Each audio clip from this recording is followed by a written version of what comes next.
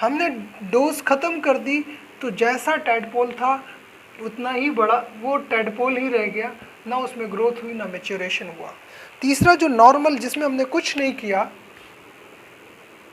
Third case में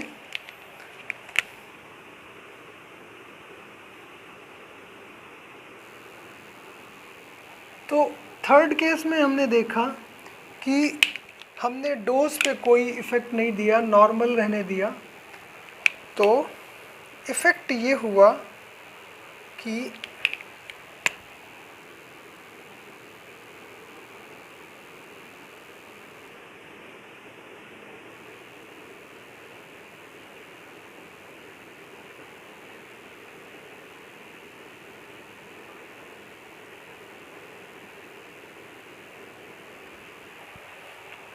यानी normal growth हुई, मेच्योर हुआ, प्रॉपर एक फ्रॉग में कन्वर्ट हो गया। नॉर्मल अगर थायराइड की डोज नॉर्मल है तो प्रॉपर मेच्योर फ्रॉग में कन्वर्ट हो जा रहा है। अगर हमने थायराइड की डिफिशेंसी कर दी तो टेडपोल होल लाइफ टेडपोल रह गया। अगर हमने थायराइड की डोज को बढ़ा दिया यानी T3 का T4 का लेवल बढ़ा दिया तो ऐसे में क्या हुआ, ये मेच्योर नहीं, मेच्योर तो हुआ बट ग्रोथ रुक गई। यानी ग्रोथ जितना बड़ा टैडपोल था उतना ही बड़ा फ्रॉग बन के तैयार हो गया। यानी ये this is the effect of T3 and T4 thyroid hormones का ये इफेक्ट है। तो अब यहाँ पर क्या हुआ, थायराइड हार्मोन्स ने जो BMR को बढ़ाया, यानी इस सेल के अंदर जब T3 और T4 की वजह से जीन्स का प्रोडक्शन बढ़ जाएगा, जीन्स का प्रोडक्शन बढ़ेगा, एंजाइम का प्रोडक्शन बढ़ जाएगा, एंजाइम से मेटाबॉलिज्म बढ़ जाएगी। मेटाबॉलिज्म किस तरह से बढ़ेगी, एंजाइम वो कौन से होंगे जो मेटाबॉलिज्म को इंक्रीज कर देंगे।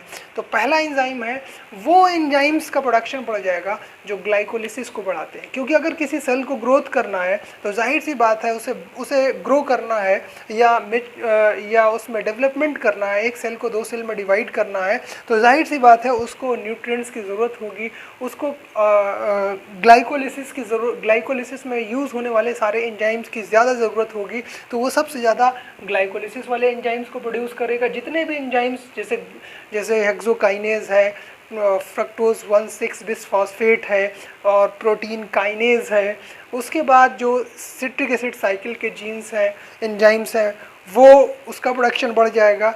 ETS यानी इलेक्ट्रॉन ट्रांसपोर्ट चेन में जो एंजाइम्स हैं जो माइटोकॉन्ड्रिया के इनर मेम्ब्रेन से अटैच होते हैं उन एंजाइम्स का प्रोडक्शन बढ़ जाएगा।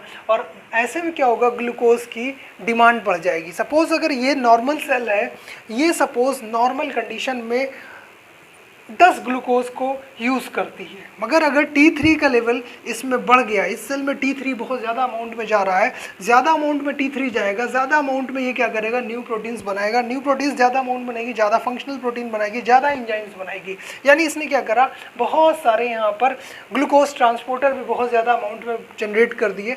ऐसे में क्या होगा, इस सेल की डिमांड पहले 10 ग्लूकोज की थी, अब 10,000 ग्लूकोज की हो गई। यानी ज़्यादा से ज़्यादा ये ग्लूकोज को अपने सेल के अंदर ले रहा है। जब ज़्यादा से ज़्यादा ग्लूकोज सेल के अंदर आएगा तो सपोज मान लीजिए हेक्सोकाइनेज की कैपेसिटी थी कि वो 100 ग्लूकोज को 1 मिनट में पाइरूवेट में कन्वर्ट कर सकता था, मगर यहाँ ग्लूकोज का तो स्टॉक लग गया है। ऐसे में क्या होगा, ज़रूरत होगी कि हेक्सोकाइनेज एंजाइम्स के नंबर बढ़ा दिए जाए। तो ऐसे में हेक्सोकाइनेज का नंबर बढ़ जाएगा। हेक्सोकाइनेज के बाद फ्रक्टोज 1,6 बिसफॉस्फेट पे आकर प्रॉब्लम आएगी, यानी फ्रक्टोज 1,6 फॉस्फेट एंजाइम्स का प्रोडक्शन बढ़ा दिया जाएगा। उसके बाद फिर पायरुवेट काइनेज की स्टेप पे प्रॉब्लम आएगी, यानी पायरुवेट काइनेज एंजाइम का प्रोडक्शन बढ़ा दिया जाएगा। यानी इस तरह से ये फंक्शनल एंजाइम्स जो फंक्शनल प्रोटीन का प्रोडक्शन करते हैं उन सब का प्रोडक्शन बढ़ जाएगा, नंबर ऑफ प्रोटीन्स बढ़ जाएगी। अब जाहिर सी बात है, अगर इस सेल में ग्लूकोज का लेवल बढ़ेगा तो ग्लूकोज की जब ऑक्सीडेशन करेगा, ऑक्सीडेशन के लिए ऑक्सीजन की ज़रूरत है, यानी इस सेल को ऑक्सीजन की भी डिमांड बढ़ जाएगी। जब ये सेल क्या करेगी, यहाँ से ऑक्सीजन यानी इंटरस्टिशियल फ्लूइड से ऑक्सीजन, आसपास से ऑक्सीजन को जब सक करेगी, और चूंकि जब ये ग्लाइकोलिसिस चलाएगी, कुछ बनाएगी, तो इसके पास बहुत सारा वेस्ट भी निकलेगा, कार्बन डाइऑक्साइड, नाइट्रोजनस वेस्ट, वो सब भी क्या करेगी, यहाँ पर फेंकेगी और ऑक्सीजन यहाँ से ज़्यादा लेगी। ऐसे में क्या होगा, ऑक्सीजन की कमी हो जाएगी ब्लड में। ऑक्सीजन की कमी होगी तो ये कंडीशन कहलाएगी हाइपोक्सिया। यानी ऑक्सीजन की डेफिशिएंसी। ऑक्सीजन की डेफिशिएंसी होने से क्या होगा, ये ब्लड हाइपोथैलेमस, ये ब्लड पहुंचेगा ब्रेन में और मेडुला ऑब्लोंगेटा को एक्टिवेट करेगा। मेडुला ऑब्लोंगेटा सिग्नल करेगा पॉजिटिवली, लंग्स की एक्टिविटी को बढ़ा देगा, यानी लंग्स बहुत तेजी से एक्सपायरेशन और इंस्पायरेशन शुरू कर देगा, जिससे क्या होगा, ऑक्सीजन की डिमांड को बढ़ाया जाए। यानी अगर इन प्रोटीन का प्रोडक्शंस बढ़ेगा तो उसकी वजह से ऑक्सीजन की डिमांड बढ़ जाएगी। ऑक्सीजन की डिमांड को कंप्लीट करने के लिए, फुलफिल करने के लिए, और कार्बन डाइऑक्साइड का प्रोडक्शन ज़्यादा हो जाएगा, यानी उस कार्बन डाइऑक्साइड को यहाँ से जल्दी से हटाने के लिए ज़रूरत होगी कि लंग्स बहुत तेज़ी से काम करें। जब लंग्स तेज़ी से ज़्यादा इनहेलेशन और एक्सहेलेशन करेगा तो ज़्यादा अमाउंट में कार्बन डाइऑक्साइड को बाहर फेंकेगा और ज़्यादा अमाउंट में ऑक्सीजन को अंदर लेगा। तो इस तरह से इस सेल की, जिसकी मेटाबॉलिज्म को ये बढ़ा रहा है T3, यानी इससे कार्बन डाइऑक्साइड को जल्दी जल्दी बाहर निकालेगा और इसके अंदर ऑक्सीजन की सप्लाई को ज़्यादा से ज़्यादा पहुंचाएगा। तो ये तो हो गई फंक्शनल एंजाइम्स की, मतलब फंक्शनल प्रोटीन की, जिनसे एंजाइम्स बनेंगे और जो मेटाबॉलिज्म को इंक्रीज कर रहा है, यानी मेटाबॉलिक रेट को बढ़ा रहा है। तो एक तो क्या करेगा, ग्लूकोज का कंजम्पशन बढ़ा देगा। दूसरे क्या करेगा, ऑक्सीजन की डिमांड बढ़ा देगा, यानी हाइपोक्सिया जैसी कंडीशन हो जाएगी। अब अगर सपोज ऐसे टाइम पर जब ग्लूकोज की डिमांड बढ़ जाएगी तो इसका मतलब है इस पर्सन को भूख ज़्यादा लगेगी, एपेटाइट बढ़ जाएगी। यानी अगर ग्लूकोज की डिमांड बढ़ेगी तो ग्लूकोज की सप्लाई भी बढ़नी चाहिए। ग्लूकोज की सप्लाई को बढ़ाने के लिए ये एपेटाइट सेंटर जो हाइपोथैलेमस में, उसको एक्टिवेट करेगा। हाइपोथैलेमस का जो न्यूक्लियस है, जो सेटाइटी सेंटर जिससे कंसर्न है, सेटाइटी सेंटर को, एपेटाइट सेंटर को क्या करेगा, ये एक्टिवेट कर देगा। एपेटाइट सेंटर क्या करेगा, हंगर को बढ़ा देगा। तो ऐसे में क्या होगा, वो पेशेंट जिसके अंदर T3 का लेवल बढ़ जाएगा वो क्या करेगा, ज़्यादा से ज़्यादा अमाउंट में फूड को इनटेक करेगा ताकि वो ग्लूकोज का प्रोडक्शन, अब ज़्यादा से ज़्यादा ग्लूकोज जब बॉडी के अंदर आएगा तो ऐसे में क्या होगा, इसकी ज़्यादा से ज़्यादा ग्लाइकोलिसिस होगी। अगर वो सप्लाई प्रॉपर नहीं हो पाएगी तो ऐसे में ये सेल क्या करेगी, ये सेल ब्लड के अंदर से ग्लूकोज की डिमांड करेगी और ब्लड में ग्लूकोज का लेवल जब डाउन होने लगेगा, यानी हाइपोग्लाइसीमिक कंडीशन होने लगेगी। ऐसे में क्या होगा, जो पैनक्रियाज है वो ग्लूकागॉन को रिलीज़ कर देगा।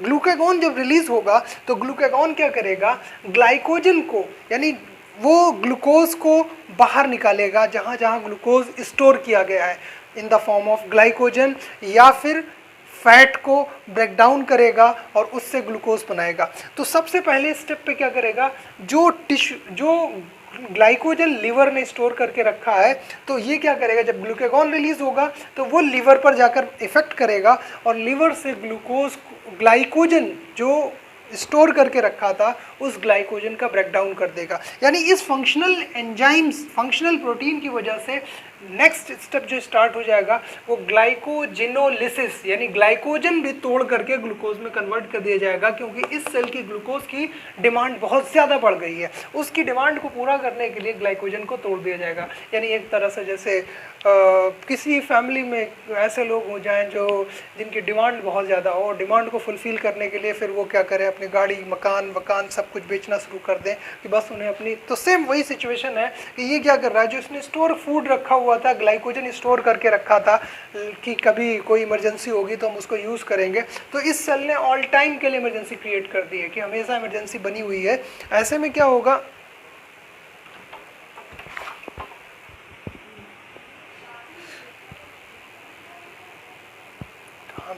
तो ग्लाइकोजन का ब्रेकडाउन कर देगा, ग्लाइकोजन को ग्लूकोज में कन्वर्ट कर देगा। यानी इस सेल के अंदर एक तो क्या चीज़ बढ़ जाएगी, ग्लाइकोलिसिस बढ़ जाएगी, ग्लाइकोजिनोलिसिस बढ़ जाएगी, यानी ग्लाइकोजन को तोड़ना शुरू हो जाएगा। उससे भी इसकी डिमांड पूरी नहीं हो पाएगी, उससे भी इसका पेट नहीं भर पाएगा और ये डिमांड करेगा तो बॉडी कहेगी क्या, मतलब बिल्कुल ख़त्म करके मानेगा क्या, ये कहेगा नहीं मुझे चाहिए ग्लूकोज। ऐसे में क्या करेगा, फिर ये फर्दर चूंकि ब्लड में ग्लूकोज का लेवल फिर डाउन होने लगेगा, और ऐसे में क्या है, अगर सप्लाई ग्लूकोज की मेंटेन नहीं की गई, उस पेशेंट ने अगर फूड इंटेक नहीं किया, तो वो जब हाइपोग्लाइसीमिक कंडीशन होगी उससे बचने के लिए बॉडी में क्या होगा, वो जो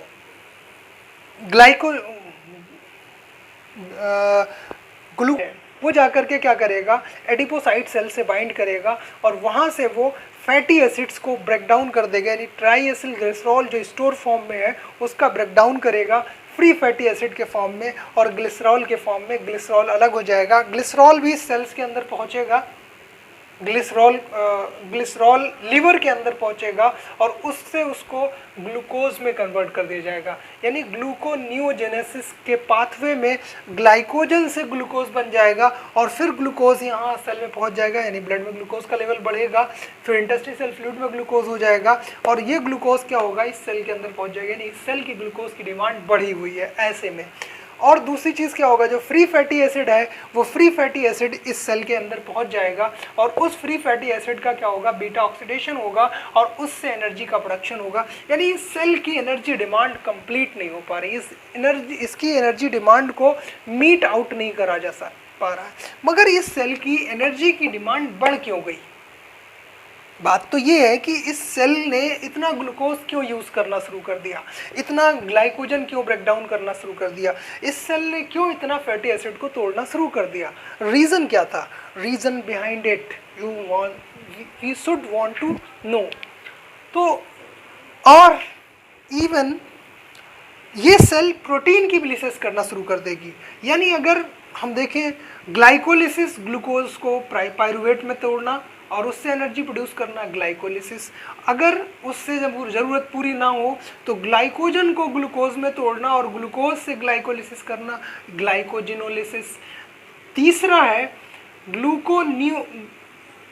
ग्लूकोनियोजेनेसिस, यानी अब भी अगर ग्लूकोज की कमी है ब्लड के अंदर तो ऐसे में क्या होगा, ग्लूकोज का प्रोडक्शन किया जाएगा अदर देन ग्लूकोज, यानी प्रोटीन को तोड़ करके ग्लूकोज बनाया जाएगा, फैटी एसिड को तोड़ करके ग्लूकोज बनाया जाएगा। तो ये cell glycolysis, glycogenolysis, lipolysis, gluconeogenesis सब चला देगी, यानी हर चीज़ तोड़ डालेगी। तो ऐसे में क्या होगा, मेटाबॉलिज्म बॉडी की फास्ट हो जाएगी। अब जानना ये है कि मेटाबॉलिज्म फास्ट क्यों हो रही है, इस सेल की एनर्जी डिमांड इतनी बढ़ क्यों गई है, ये जानना है। तो इसको जानने के लिए हम ये देखेंगे जो रेगुलेटरी प्रोटीन है। रेगुलेटरी प्रोटीन क्या करती है, जब ये रेगुलेटरी प्रोटीन का प्रोडक्शन होता है तो ये ट्रांसपोर्टर्स बनाती है। क्या बनाती है? डिफरेंट टाइप्स ऑफ ट्रांसपोर्टर, जैसे for example glucose transporter, number of glucose transporter इस सेल में बढ़ जाएंगे। तो जब नंबर ऑफ ग्लूकोज ट्रांसपोर्टर इस सेल में, सपोज नॉर्मल अगर इस सेल के अंदर 2 ग्लूकोज ट्रांसपोर्टर लगे थे, सपोज यहाँ पर 2 ग्लूकोज ट्रांसपोर्टर लगे हैं,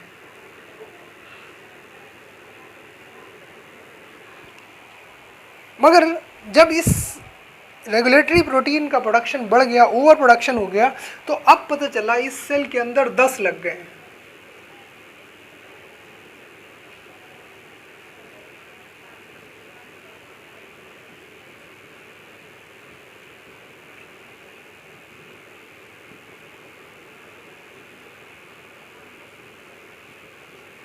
दस ग्लूकोज ट्रांसपोर्टर लग गए, तो यानी अब ज़्यादा से ज़्यादा ग्लूकोज को अंदर खींचेगा। अब ठीक है, ये भी मान लिया कि ग्लूकोज को ज़्यादा से ज़्यादा अंदर खींचेगा, तो क्यों खींचेगा? इसलिए खींचेगा क्योंकि इसको ग्लूकोज से एनर्जी बनानी है। एनर्जी क्यों बनानी है? इसलिए बनानी है क्योंकि इस सेल के ऊपर जो दूसरा ट्रांसपोर्टर पंप लग गया है वो है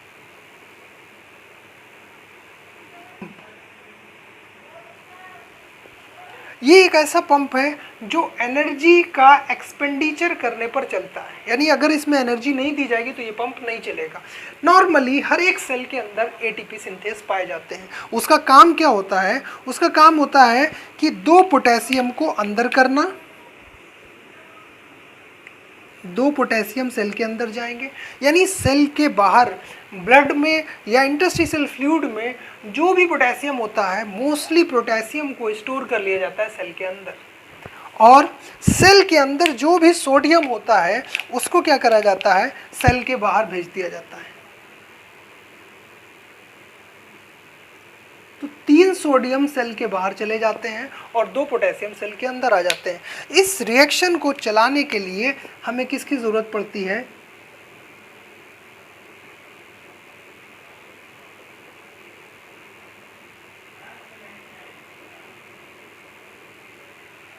एटीपी की। यानी अगर इस पंप को हमें चलाना है तो हमें एटीपी की रिक्वायरमेंट है। इस एटीपी से क्या होगा, 2 पोटेशियम अंदर आएंगे, 3 सोडियम बाहर जाएंगे। नॉर्मली अगर मान लें इस सेल के अंदर, इस सेल में 1 सोडियम पोटेशियम पंप लगा हुआ है, तो ये 1 सोडियम पोटेशियम पंप 3 सोडियम को बाहर और 1 पोटेशियम को अंदर कर रहा है। मगर जब इस प्रोटीन का, रेगुलेटरी प्रोटीन का प्रोडक्शन बढ़ जाता है तो ये पूरी सेल पे सोडियम पोटेशियम पंप बहुत सारे लगा देता है।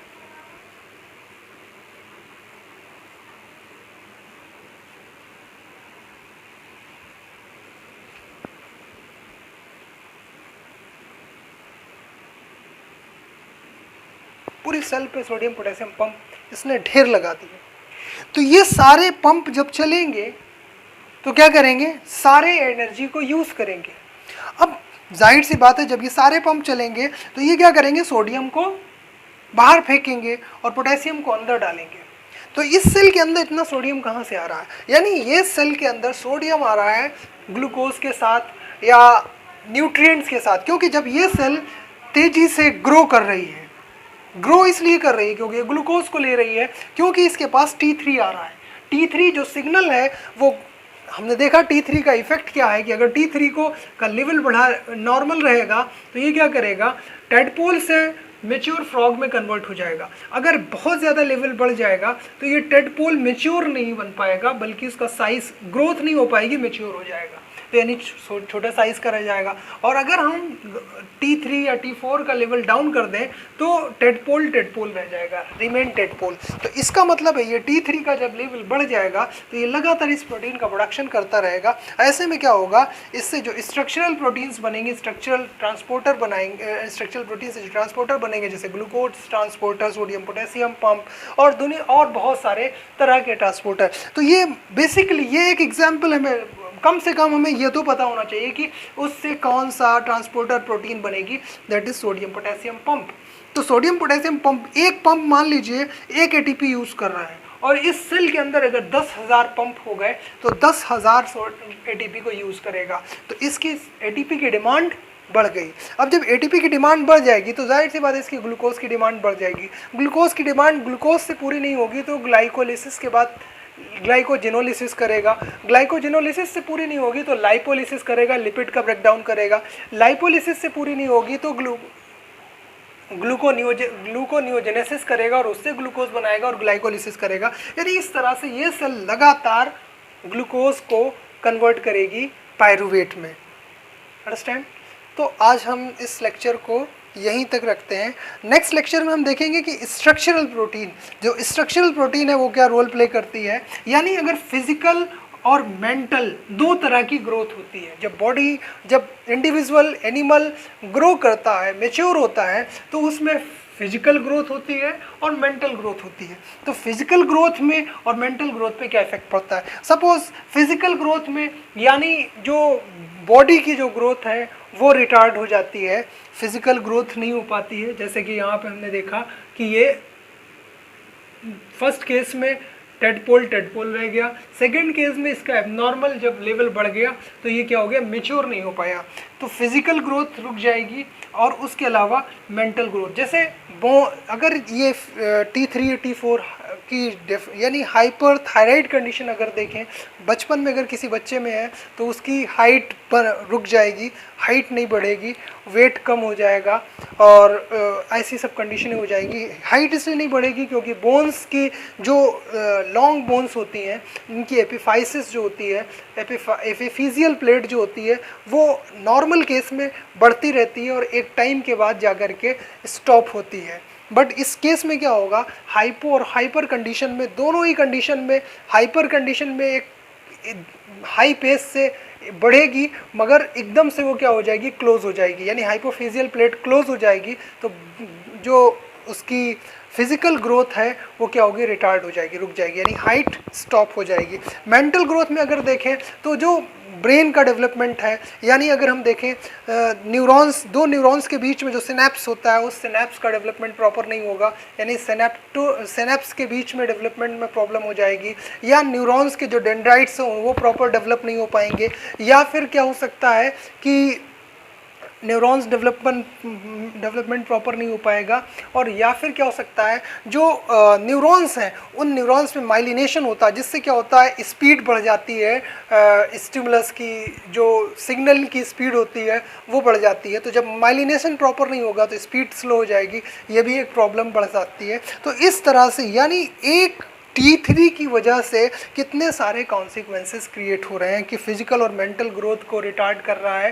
तो दूसरी चीज़ ट्रांसपोर्टर प्रोटीन बढ़ जा रही है, सोडियम पोटेशियम पंप। तीसरी चीज़ एंजाइम्स का प्रोडक्शन बढ़ जा रहा है, तो उससे मेटाबॉलिज्म बढ़ जा रही है। तो यानी 3 इफेक्ट हमको ये सामने आ रहे हैं कि एक BMR को बढ़ा रहा है, दूसरा क्या कर रहा है ये फिजिकल और मेंटल ग्रोथ को रिटार्ड कर रहा है, और तीसरा काम क्या करेगा ये बीटा एड्रिनर्जिक रिसेप्टर्स जो सेंसिटिविटी को बढ़ा देता है। तो ये नेक्स्ट लेक्चर में हम कवर करेंगे कि बीटा एड्रिनर्जिक रिसेप्टर्स पर की सेंसिटिविटी को कैसे बढ़ा देता है T3। तो इस केस में जब T3 का लेवल बढ़ जाएगा तो इसे क्या कहेंगे, हाइपर